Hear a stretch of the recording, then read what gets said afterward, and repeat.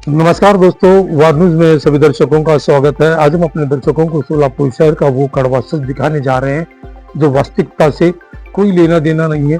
3000 पान टपरियों के परिवारों का सवाल है कि 3000 पान टपरी वाले आज परेशान हैं, बदहाल हैं। इन्होंने कैमरे के सामने आने से स्पष्ट तौर पे कहा कि यदि हम कैमरे के सामने इसका विरोध करते हैं तो कहीं हमें प्रशासन तकलीफ न दे। इस वजह से उन्होंने अपनी आप बीती बताई कि हम सुपारी मिश्रित हम लोगों को बेचते हैं, जबकि आईटीसी कंपनी द्वारा तंबाकू एक्साइज ड्यूटी से हजारों करोड़ रुपए टैक्स केंद्र सरकार को देती है, जो इंडिया की सबसे बड़ी Indian tobacco corporation of India.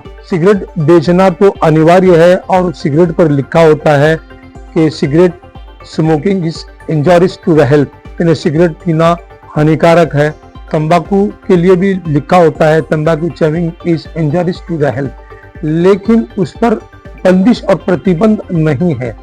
पान पट्टी वालों का कहना है कि हम केवल सुपारी को बारीक कर मिश्रित तंबाकू बेचते हैं, जिससे हमारी आमदनी होती है।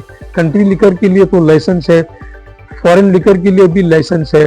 हाथभट्टी की शराब को बिना लाइसेंस के धड़ल्ले से बेचा जाता है, लेकिन कोई कानूनी कार्रवाई नहीं होती है।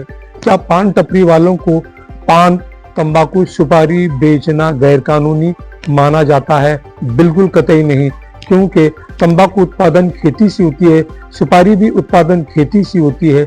जब खेती से उत्पादन होने वाली चीज बाजार में आती है और पान दुकान वाले उसको खरीद कर सुपारी मिश्रित तंबाकू बेचते हैं। हाँ, हम इस बात की पुष्टि नहीं करते और वकालत नहीं करते कि बिल्कुल जिस तरह से गुटखे पर सरकार ने प्रतिबंध लगा दिया है, लेकिन फिर भी टीवी चैनलों पर विमल की जो एडवर्टाइज होती है उसको परमिशन मिलती है और उसको बेचने की परमिशन भी है, लेकिन उसके अंदर तंबाकू मिश्रित नहीं होती है। विमल को बेचने की छूट है तो सुपारी और तंबाकू मिश्रित बेचने की छूट क्यों नहीं? लोकल प्रशासन ने सोलापुर का लोकल प्रशासन के कुछ विभाग द्वारा पान टपरी वालों को परेशानी होने के कारण उन्होंने कहा कि हमें व्यवसाय करने की पाबंदी लगा दी जा रही है। हाँ, महापालिका द्वारा स्वच्छता अभियान के तहत जहाँ पे धूम्रपान करना निषिद्ध है, उस पर भी हम कड़ी निंदा करते हैं कि पब्लिक प्लेसेस में थूकने पर कार्रवाई हो सकती है और मना है, लेकिन इस बात के कहीं पुष्टि नहीं होती है कि जितने भी केसेस कोर्ट में चले हैं वो बेलेबल ऑप्शंस माना गया। कोर्ट ने उसको छोड़ भी दिया, जमानत पे छोड़ भी दिया, लेकिन कोई प्रूव नहीं कर सका। हाँ, लेकिन सुगंधित तंबाकू को प्रमाणित करना भी प्रशासन के लिए मुश्किल है। सुगंधित तंबाकू के जरिए केमिकल का होने की पुष्टि हो सकती है, लेकिन प्रमाणित नहीं हो सकती है। लेकिन 2,500 से 3,000 पान टपरी वाले सोलापुर शहर में अपने परिवार का पालन पोषण करते हैं, तो उनका क्या होगा? क्या उनको इस तरह से परेशान करके उनके व्यवसाय को प्रतिबंध किया जा रहा है? इसी तरह से इतवार के दिन यानी संडे के दिन सोलापुर शहर के 2,500 से 3,000 पान टपरी वालों की एक मीटिंग है।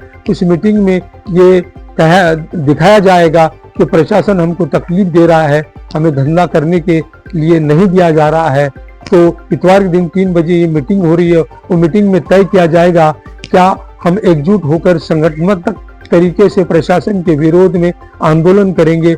यदि न हो सका तो बम्बई हाईकोर्ट में एक याचिका भी दाखिल करेंगे कि सुपारी मिश्रित तंबाकू बेचने पर प्रशासन हमें क्यों तकलीफ दे रहा है, क्यों हम पर दंडात्मक कार्रवाई कर रहा है, जबकि कोर्ट में ये प्रूव भी नहीं हो चुका है कि सुपारी मिश्रित तंबाकू बेचने पर कोई कार्रवाई या कोई प्रतिबंध नहीं है। लेकिन लोकल प्रशासन इन 3,000 पान टपरियों के पर बड़ी परेशानी में डाल रहा है। तो इसी तरह से वार न्यूज ये खुलासा करना चाहता है कि जब तंबाकू उत्पादन पर कोई पाबंदी नहीं और सुपारी उत्पादन पर कोई पाबंदी नहीं और सुपारी और तंबाकू को मिश्रित कर बेचना ये कहाँ का न्याय है? तो लोकल प्रशासन से हम ये करते हैं कि स्वच्छता के लिए और गुटखा के लिए आप कड़ी कार्रवाई कीजिए, पान तपरी के दुकानों को सील कर दीजिए, लेकिन 3000 परिवारों का भी ख्याल करिए। देखते रहिए वार न्यूज की ये रिपोर्ट। धन्यवाद।